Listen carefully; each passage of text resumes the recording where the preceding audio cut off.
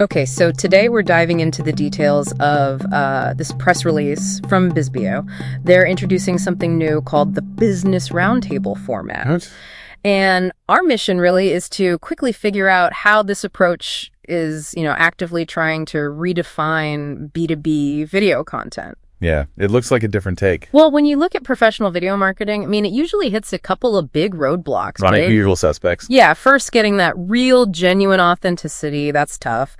And second, just the sheer cost of making something look high quality. Definitely. Those are the big ones. Okay, let's unpack this new model then and see how it claims to, solve both at the same time. Sounds good.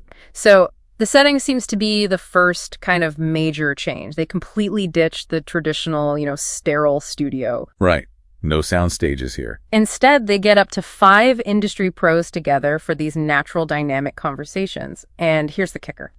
It's all captured over a gourmet meal. A gourmet meal. Yeah. Interesting. Yeah, moving production way out of the office into somewhere deliberately relaxed. It's got to be better than sitting under harsh lights, right? Oh, absolutely.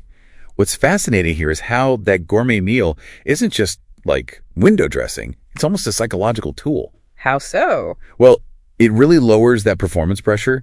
It attacks the authenticity problem head on.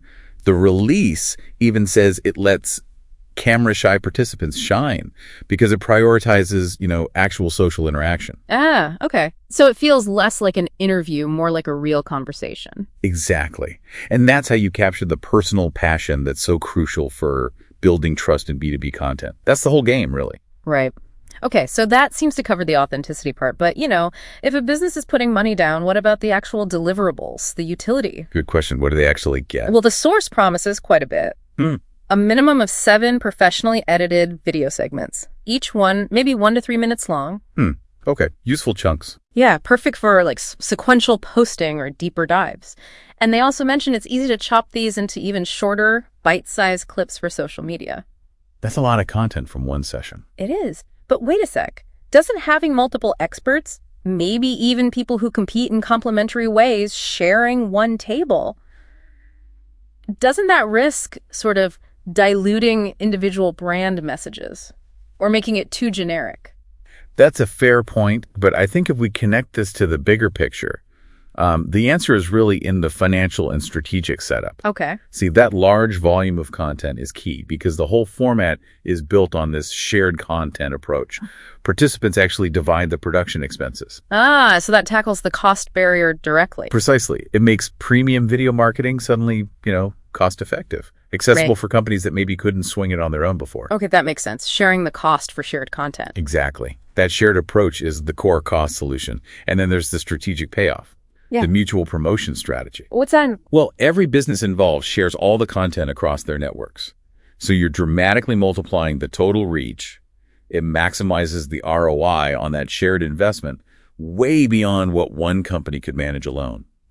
That potential reach, that ROI, is pretty compelling. And the press release mentions a specific local example too, right? In London, Ontario. Yeah, it does. It gives a concrete feel for how it works. It says participants there can invite VIP guests or local sponsors, kind of leveraging their existing networks right there at the event. Which adds another layer of value, another networking opportunity. And critically, it sounds like the full long-form version of the roundtable is polished enough that they can submit it for potential broadcasts. They mentioned Rogers TV or other local media. Right. So you get this traditional broadcast possibility alongside the whole digital pipeline. It's multi-channel utility built in. Okay, got it. So fundamentally, to kind of sum it up, the business roundtable model is really about reducing the complexity and the financial hurdles to making broadcast quality video. While boosting the authenticity. Exactly. Boosting that trust-building authenticity at the same time.